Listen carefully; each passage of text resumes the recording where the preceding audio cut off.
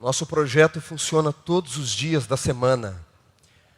Nós nos chamamos Comunidade Adventista Terceiro Ato porque nós entendemos que o primeiro ato da salvação foi Jesus morrer na cruz do Calvário por nós. Esse é o primeiro ato para sermos salvos. O segundo ato da salvação foi Ele enviar o Espírito Santo para trabalhar na minha e na sua vida. O terceiro ato é Ele nos enviar pelo outro. Portanto, terceiro ato porque o primeiro é Deus por nós, o segundo é Deus em nós, o terceiro é Deus através de nós. Ao longo da semana nós temos aqui diversas atividades. Aulas de francês, alemão, aulas de espanhol, de inglês para adulto e criança, aula de coral, aulas de violão, aulas de culinária, entre outras atividades, e você pode nos ajudar com o seu talento. Há algo que você sabe fazer bem melhor do que eu. E você pode também ser um instrumento na mão de Deus. Então eu repito, você é muito bem-vindo à Comunidade Adventista Terceiro Ato. Aqui, nós não estamos preocupados com a forma. Nós estamos preocupados com a essência do cristianismo. Porque nossa alma tem pressa. Venha do jeito que você está. Venha do jeito que você é. É assim que Cristo nos ama, tá bom? Obrigado. Não pode derrubar a Torá, porque senão, segundo a tradição, tem que ficar 70 dias sem comer.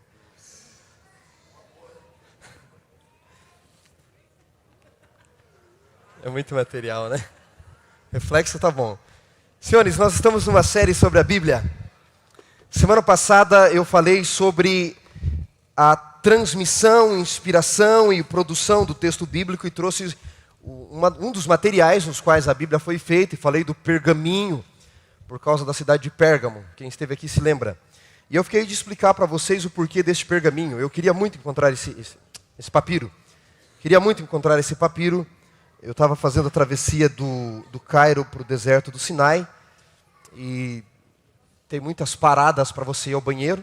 São os morrinhos de areia, os matos poucos que você encontra.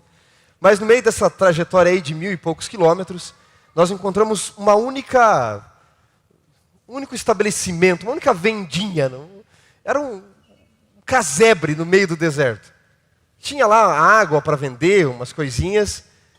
E de repente eu olhei no chão assim, uma pilha de papiros. E papiro é caro. E se você for para o mundo árabe, nunca pague o preço que eles te dão de início. Nunca. Se você for comprar um papiro e falar custa $200, não custa. Se você negociar, você vai comprar por 20, depois de 2 horas de negociação. E tenha certeza, ele ganhou muito nas suas costas. Tá? Eu fui expulso de um local negociando, era $200 e eu ofereci 2. Aí ele me empurrou, ele disse assim, brasileiro é mercenário, sai daqui, e me empurrou. E eu fui embora. Aí ele voltou, não, volta aqui. E por fim, o produto que era $200 eu comprei por 20. Um outro pastor que estava junto, amigo, ele tinha comprado por $80. E ele olhou para o vendedor e falou, mas você me vendeu por 80? Ele falou, foi você que quis pagar. Bom, consegui negociar. Esse papiro é um achado. Ele é o horóscopo egípcio.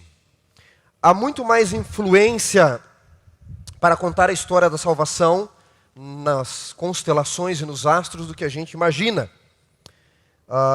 Flávio Joséfo, no seu livro História dos Hebreus, há uma passagem onde ele diz que Adão, antes de morrer, Adão viveu 939 anos, não existia escrita, a memória era muito boa, pouco antes de morrer, Adão sabia que os seus filhos iriam se esquecer da história da redenção.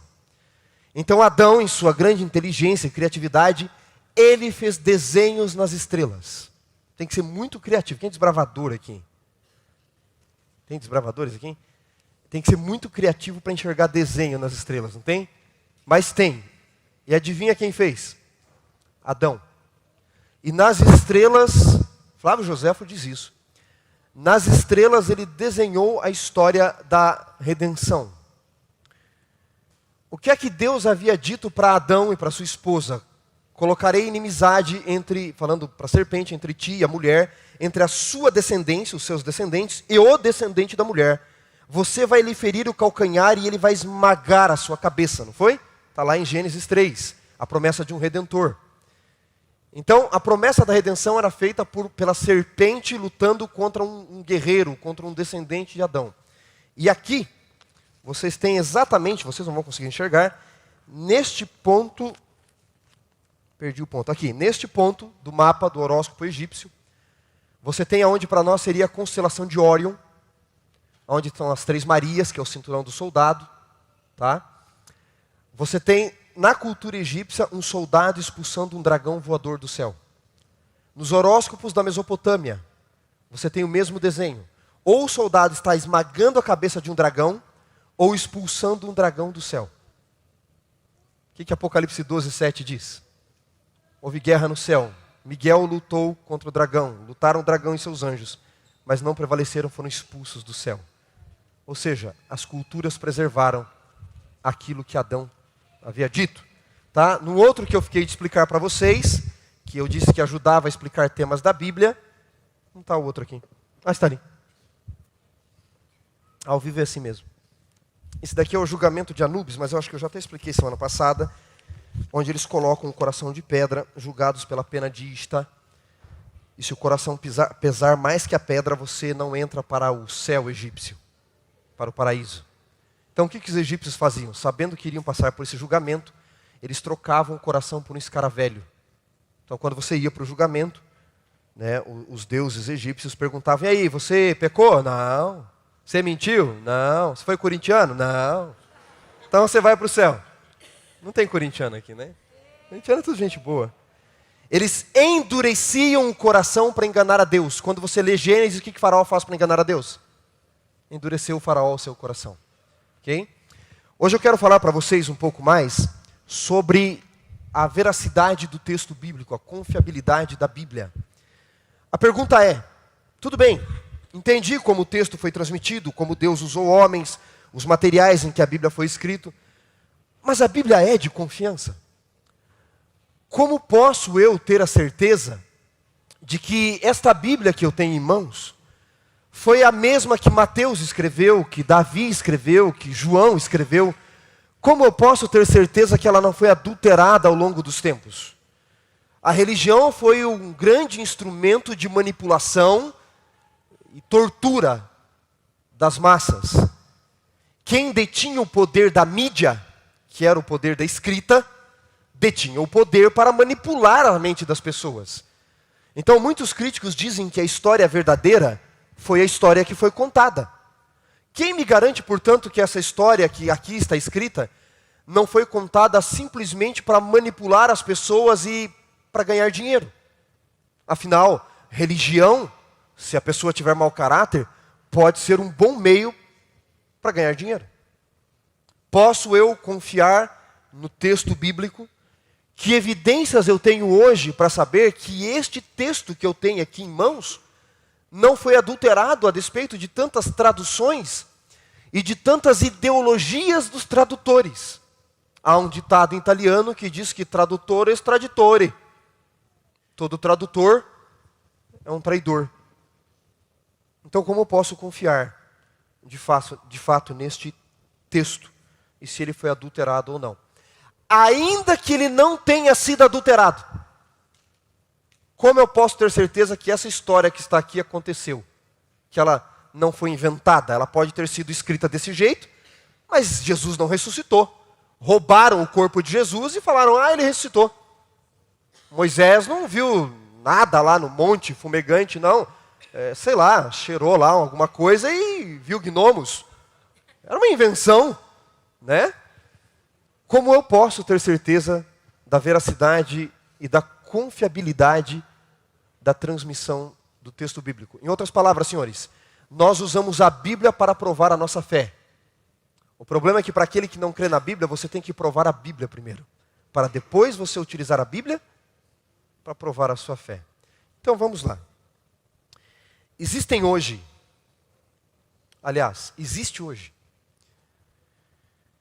uma ciência à disposição para provarmos a veracidade do texto bíblico. É o que nós chamamos de hermenêutica. Aqueles aqui que são da área do direito estudaram hermenêutica. Hermenêutica vem por causa do mito do deus Hermes, aquele deus que tinha asinhas nos pés, e transmitia e interpretava a mensagem dos deuses. A hermenêutica, portanto, é a ciência da interpretação. A hermenêutica tem uma ferramenta chamada de exegese. Tá? A exegese é a ferramenta da hermenêutica. Para facilitar, é como se a hermenêutica fosse o pedreiro e a exegese fosse a colher do pedreiro. A ferramenta que a hermenêutica se vale para provar algumas coisas. Exegese vem do termo grego egerkenos. Significa literalmente tirar para fora. Extrair. É uma redundância, uma tautologia na nossa língua. Extrair do texto aquilo que ele tem. A exegese se vale de uma ferramenta auxiliar que se chama crítica textual. São ferramentas que eu tenho para provar a veracidade do texto bíblico. Fábio, tem na minha bolsa uma Bíblia de capinha vermelha? The Greek New Testament está escrito na capa. Essas ferramentas, essas ciências que eu mencionei para vocês, muito obrigado. Elas foram reunidas num só lugar. Nós temos hoje, encontrados, datados, estudados, mais de 5.500 manuscritos da Bíblia. Documentos antigos que foram encontrados, os rolos do Mar Morto, outros papiros, o Códice Sinaítico, o Códice Vaticano, o Códice Alexandrino. O que acontece? Quando escreveram os textos bíblicos em pergaminho, em papiro, as pessoas liam isoladamente em alguns lugares, certo? Com o passar do tempo, o cristianismo, especialmente, falando do Novo Testamento, foi aumentando, e eles viram a necessidade que os conversos lessem outros textos que estavam sendo lidos em outros lugares. Era muito caro escrever, não havia assim, impressoras, cópias, nada disso. Tá? Então o que eles fizeram? Os copistas, que eram uma profissão muito séria, copiaram os originais de Mateus, de Marcos, de Lucas, de João, e reuniram esses livros. A reunião desses livros foi chamada Códice. Alguns deles datam de 200 da era cristã. Considerando que o Evangelho de João foi escrito no ano 100 anos depois, eles já estavam todos reunidos. Existem pergaminhos e papiros antiguíssimos de partes da Bíblia que foram encontrados, datados, estudados e averiguados. Aqueles que não tinham o que fazer da vida foram estudar esses textos, sabe? Medir cada texto, se a letra servia certinho naquele lugar, se a escrita era parecida com de tal comunidade. Fizeram tudo para a gente já. Está tudo reunido aqui. Tudo reunido aqui. Isso aqui é uma versão antiga, inclusive. E ele tem que vir com um manual para a gente poder entender.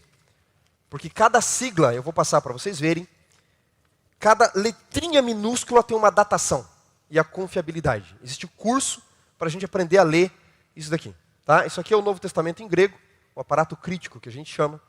É um livrinho pequenininho, mas vocês não fazem ideia do poder desse livro. Vou dar um exemplo para vocês de documento antigo. O Evangelho de João foi escrito por volta do ano 100, provavelmente ali no ano 100.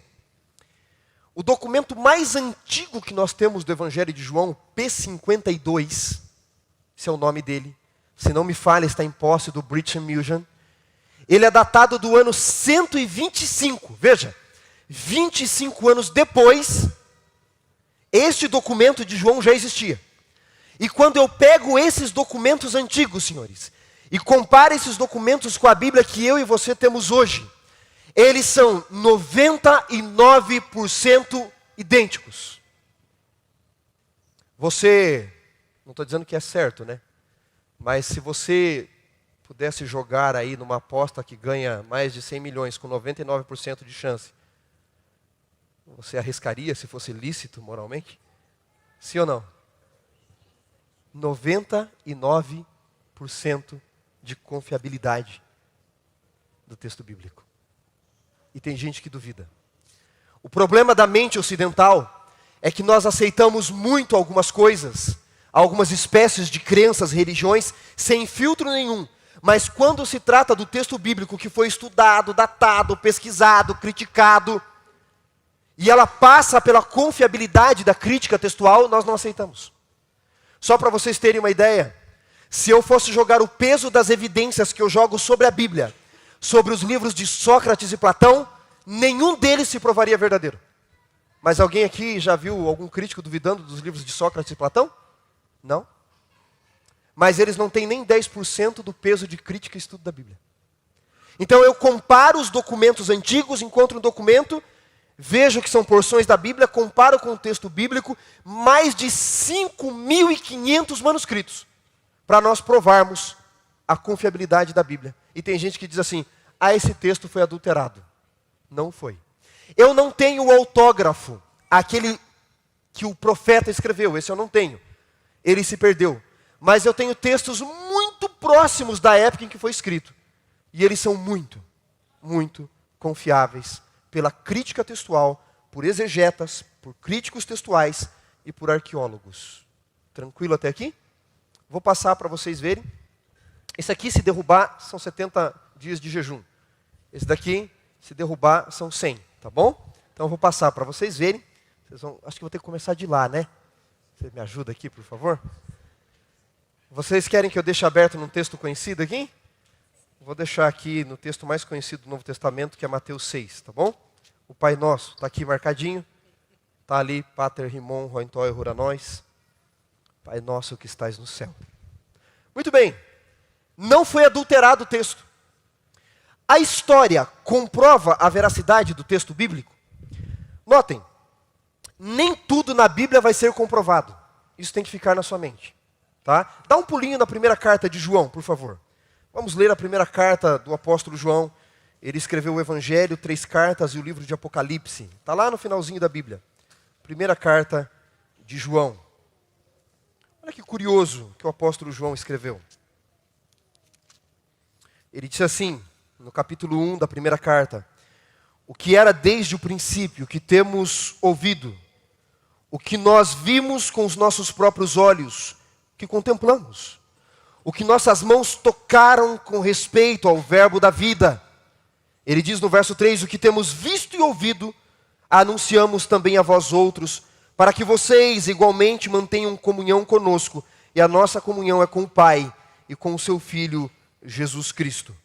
João está dizendo que eles foram testemunhas.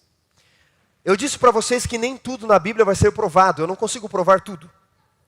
Eu não preciso comprovar tudo na Bíblia, porque a Bíblia exige fé também.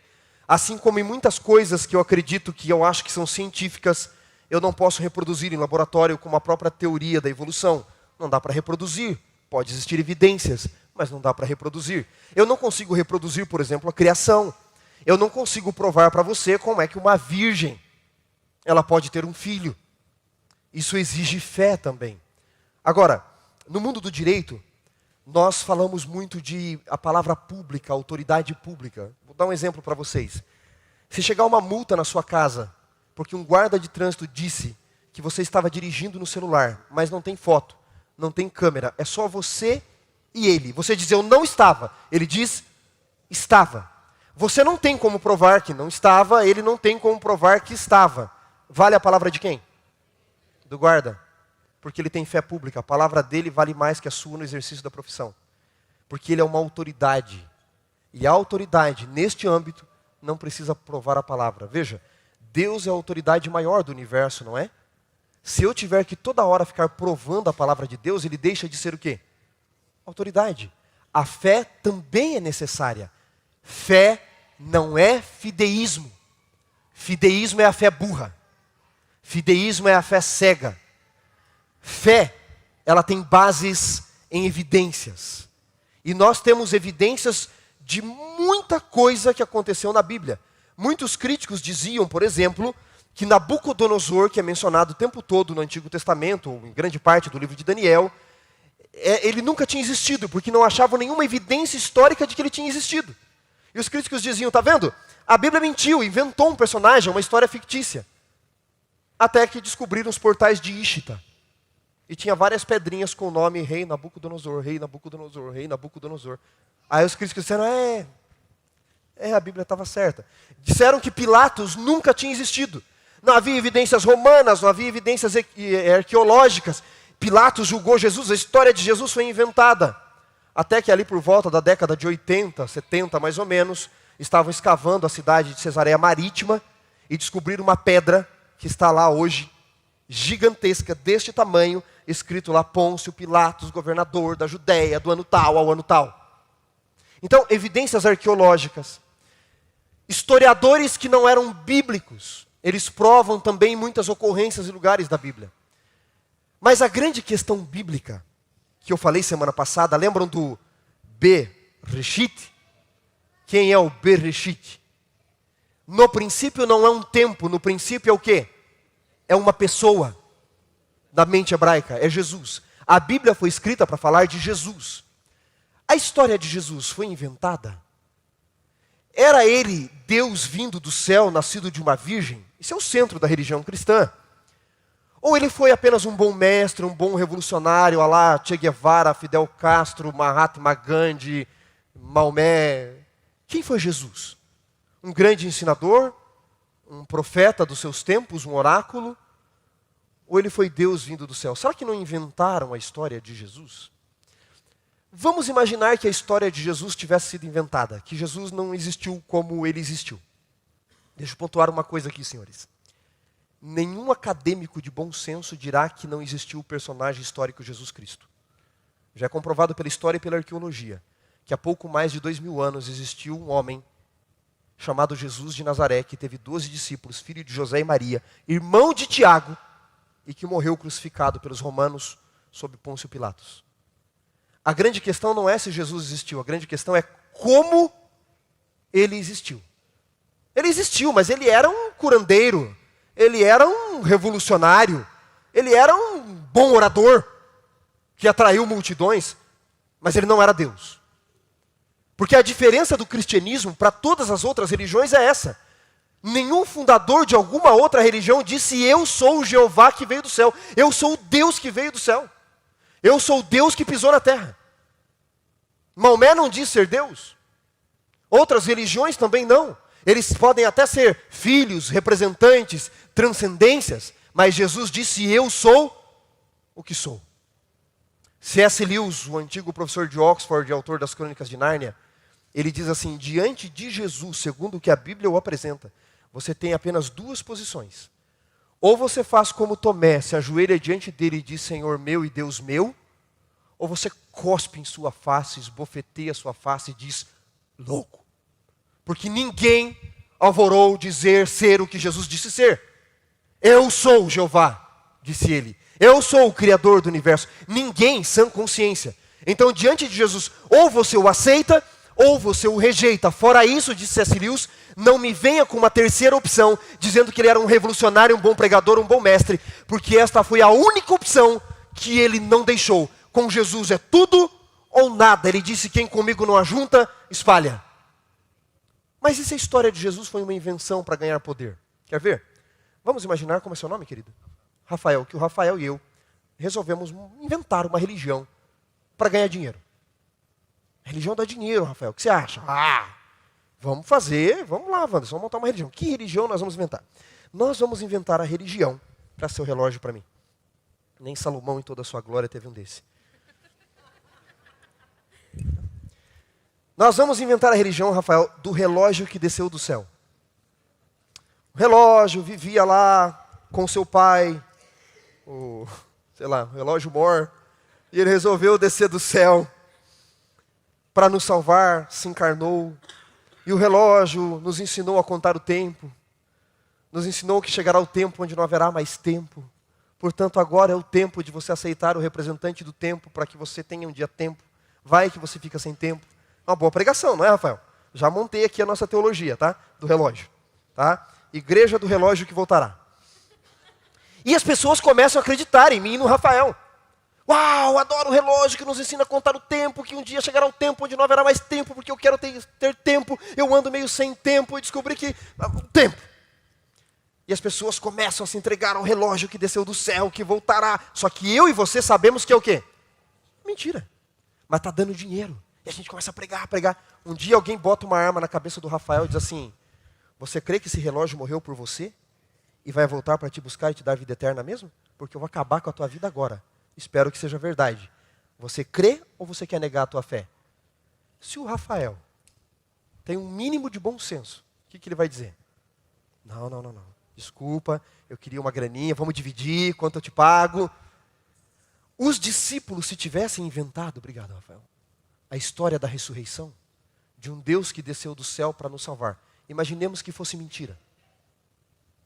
Deu lucro para eles? Qual lucro os discípulos tiveram com essa mentira? Um morreu decapitado, o outro morreu crucificado de cabeça para baixo, o outro foi jogado num caldeirão de óleo fervendo, o outro exilado, o outro foi transpassado a espada, o outro perdeu a cabeça. Qual foi o lucro que eles tiveram com essa mentira, se eles tivessem inventado? Outra coisa, senhores, se os discípulos tivessem inventado a história de Jesus, como nós a conhecemos, eles inventaram muito mal. Porque cá entre nós, deuses na antiguidade tinham que ser poderosos. Como é que Jesus nasce? Numa manjedoura, pobre, numa história que ninguém podia provar, de uma virgem. Começa o seu ministério, a sua religião, com 12 homens, a maioria ninguém dava nada por eles. E se é mentira, a gente precisa facilitar para as pessoas não seguirem, porque a gente sabe que é mentira. É fácil seguir o cristianismo? Vocês já viram a pregação de Jesus? Quer ser o primeiro? Seja o último. Quer viver? Tem que morrer. Quer ser Senhor? Tem que ser servo. Ame os seus inimigos, senhores. A gente tem dificuldade de amar até corintiano. Imagina inimigo. Eu amo os corintianos, só quero dizer isso, tá? Eu nasci corintiano, inclusive. Tá bom? Senhores, a pregação do cristianismo sempre foi difícil de seguir. Se era uma invenção, inventaram mal e colocaram exigências difíceis para a época. E como é que esse Deus suposto termina a vida? Abandonado por todos e morto numa cruz. Que Deus derrotado. Se eles inventaram mal. Mas e se ainda assim tudo deu errado e eles resolveram roubar o corpo de Jesus para forjar a religião, Rafael? Quando alguém colocou uma espada na cabeça deles, eles diriam não. Agora eles estavam tão convictos do que eles pregavam, do que eles viram, que eles disseram, pode nos matar, porque nós cremos no que nós estamos pregando. Não tiveram lucro, a história parecia ser mal contada, exigências demais, e preferiram morrer por aquilo que eles pregavam, sabendo que eles eram judeus, uma religião que você não sai assim, resolvi não ser judeu hoje. Você não abandona o judaísmo e parte para uma outra religião, a não ser que algo tenha acontecido. Ou seja, as evidências externas da Bíblia, as evidências internas da Bíblia, os testemunhos de historiadores como Flávio Joséfo, Suetônio, Plínio o Moço, pessoas que algumas delas não tinham nada a ver com o cristianismo e falaram de Jesus, nos mostram que faz pouco mais de 2000 anos, como disse C.S. Lewis, que o Filho de Deus se fez homem, para os homens se tornarem filhos de Deus. Faz pouco mais de 2000 anos que ele entrou na história do mundo para impactar a história do mundo. A Bíblia é de confiança porque nenhum livro foi estudado, criticado, pesquisado, debatido, procurado, perseguido como ela. É um best-seller. As evidências históricas da Bíblia são mais fortes que as de Platão, de Sócrates e até de Alexandre o Grande. Mas sabe, como diz Ravi Zacarias, qual é o problema da nossa mente? Nós aceitamos tantos absurdos. Quanta gente crê em horóscopo? Não vim aqui discutir se o horóscopo é certo ou errado. Mas quanta crítica textual, documentos antigos e a confiabilidade de quem escreveu você foi pesquisar? Não, apareceu na telinha do teu celular, você falou, hoje o signo de Aquário terá problemas. Todo dia a gente tem problemas. Você não quer saber se quem escreveu é confiável, como é a vida, os frutos da vida dessa pessoa, quais são os pergaminhos antigos. Religiões orientais que nós temos adotado sem nenhum critério, de pessoas que se cortam, se furam, andam com facas atravessadas no rosto, a gente aceita. Mas o cristianismo, as pessoas não aceitam. Por quê? Elas têm dificuldade de aceitar o transcendente? Não, elas aceitam outras religiões. As pessoas não se revoltam contra a ideia de um Deus, elas se revoltam contra a vontade de um Deus. Porque quando eu aceito o Jesus da Bíblia, ele diz, você me aceita? Sim, eu quero transformar você. Aí mora o problema, senhores. Por isso nós nos revoltamos e tentamos achar argumentos. É mais fácil ficar no comodismo, na zona de conforto. Outro dia eu li a história de um casal que estava com sérios problemas na vida, entre os dois. E resolveram tentar de tudo e, por último, resolveram ler a Bíblia para ver se ajudava. E começaram a estudar a Bíblia. Estudar a Bíblia. Um casal muito inteligente, estudando a Bíblia. Depois de 1 mês de estudo, o marido olhou para a esposa e disse assim, querida, se esse livro estiver certo, nós estamos errados. Continuaram estudando a Bíblia. Depois de 2 meses ele disse, querida, se esse livro estiver certo, nós estamos perdidos. Continuaram estudando a Bíblia, continuaram estudando a Bíblia. Depois de 3 meses ele disse, querida, se esse livro estiver certo, nós podemos ser salvos. A Bíblia é uma carta de amor de Deus para você. Estudada, criticada, debatida. Mas acima de tudo, a Bíblia é uma carta de amor. Hoje a gente não recebe mais cartas, né? Quem aqui já escreveu carta? Só para eu saber se você é novinho ou não. Baixou a mão, alguns, né? Eu ouvi falar que carta existiu, é verdade? Eu já escrevi muitas cartas. Você já recebeu alguma carta de amor? Você já recebeu alguma mensagem de amor? Como é que a gente... Passamos os dias dos namorados agora, esses dias, né? Eu até postei lá na minha rede social o seguinte, por que eu tenho que passar o dia dos namorados com uma namorada? Eu não passo o dia da árvore com uma árvore, não passo o dia do índio com um índio, e não passo o dia de finados com um defunto. Vou passar sozinho, né? Mas isso aí é dor no coração de quem está só. Não, a gente tem que ser feliz com a gente mesmo, não tem problema nenhum em você ser só. A felicidade não está no outro. A felicidade não está no teu filho, não está no cônjuge, não está no namorado, não está no crush. Está em você e em Deus. Mas veja, é bom receber mensagens de amor, não é? Especialmente de quem você... Tem uma quedinha ali, né? É legal ou não é? Quando você recebe uma mensagem de amor de alguém que você gosta, de alguém que você admira, de alguém que você se interessa, o que você faz? Esconde? Hã? Não. Hoje, se fosse carta, você lia o tempo todo, né? Primeira coisa, para a pessoa não apagar, você já tira um print, né? Vai que apaga, que ela se arrepende, né? Então já printa tudo, né? Aí você abre assim e fala, não, vou ler de novo, não é possível que é para mim. Deve ter mandado errado. Uau, eu sou tudo isso. Aí eu chego, esqueci seu nome, Rafael. Rafael, olha aqui, não conta para ninguém, Rafael, que eu vou mostrar para você agora, tá? O Rafael fala assim, não,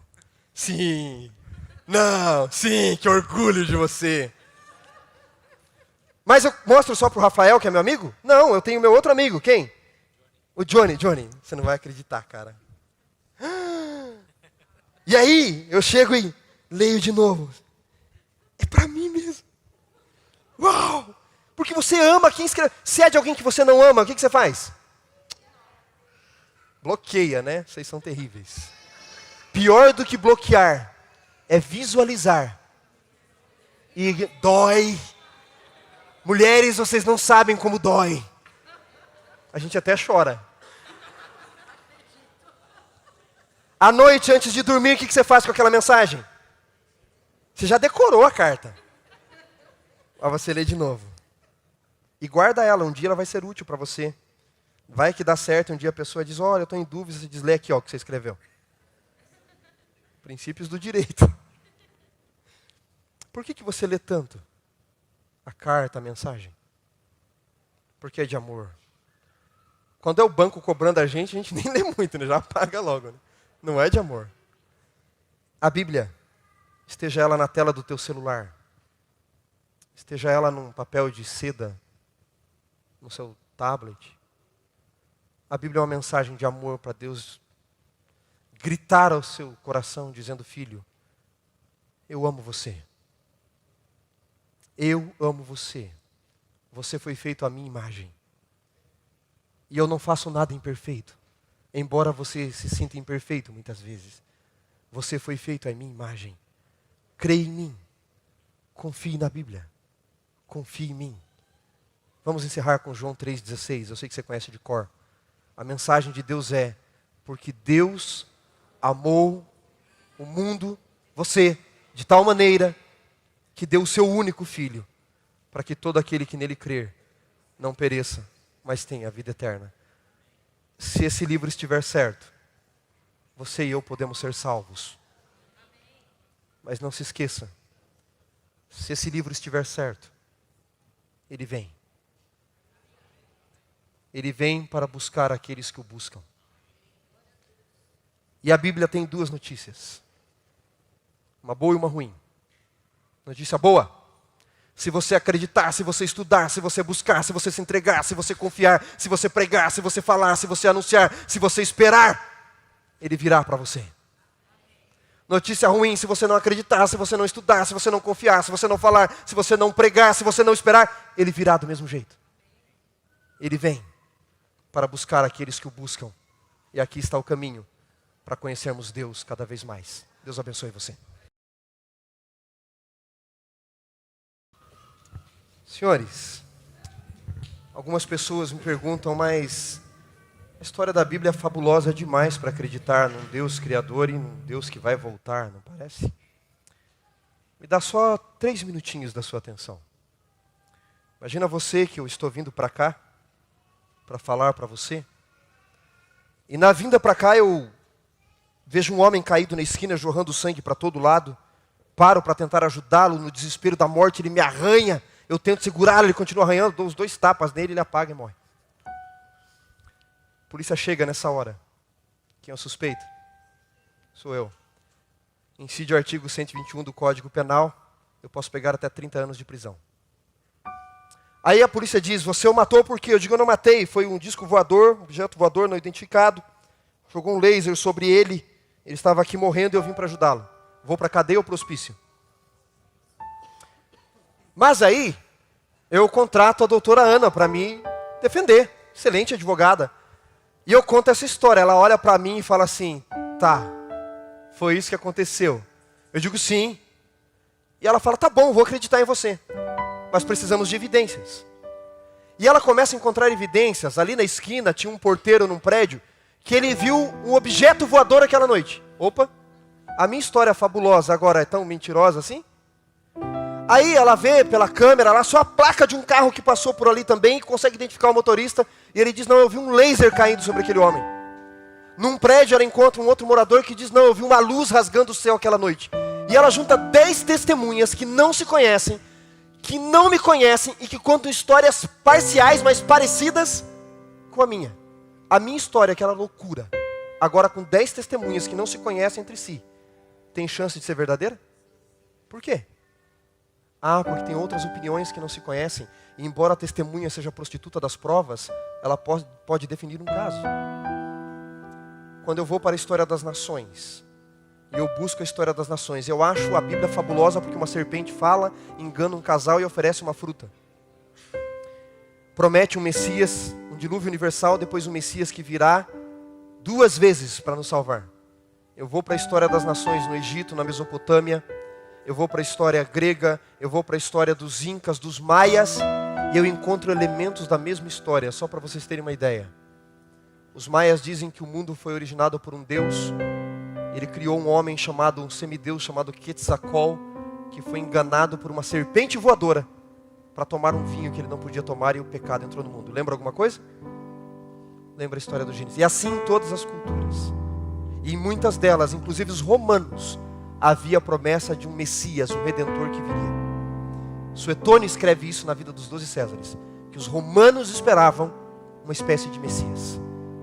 Ele vem, ele veio uma primeira vez, e ele virá para nos buscar, e isso está contado não só na Bíblia, mas há elementos na história das nações. Ele vem para buscar aqueles que o buscam. Feche seus olhos. Pai, obrigado pela oportunidade de testarmos a Bíblia. Porque a dúvida é o princípio da crença. Não podemos defender e crer em nada que antes nós mesmos não testamos, não criticamos, não averiguamos. Nós não temos fideísmo. Não é uma fé cega, uma fé burra. É uma fé norteada por evidências de textos antigos, da arqueologia, da história, da crítica textual. Nenhum livro na história foi tão criticado, estudado, perseguido e debatido como a Bíblia. E ela subsiste, ela está aqui. Nenhum outro livro, nenhuma outra ideologia, nenhum outro personagem histórico sobreviveria às críticas que a Bíblia enfrentou. Mas ela está aqui para nos contar a história de um Deus de amor, que veio uma vez para morrer por nós e uma segunda vez para nos resgatar. Ele vem. Esse é o tema central da Bíblia. Jesus sempre vindo, o Novo Testamento dizia, ele virá, o Novo Testamento disse, ele veio. O Apocalipse diz: ele virá uma segunda vez. Mas o Senhor vem para buscar aqueles que o buscam. Portanto, nós queremos buscar ao Senhor em nossas limitações, em nossas falhas, mas buscar ao Senhor. Que o Senhor faça morada em nós. Que o Senhor nos perdoe, que o Senhor nos abençoe. Precisamos de Ti, Jesus. E assim oramos agradecidos porque o Senhor nos ama. Em Teu nome. Amém.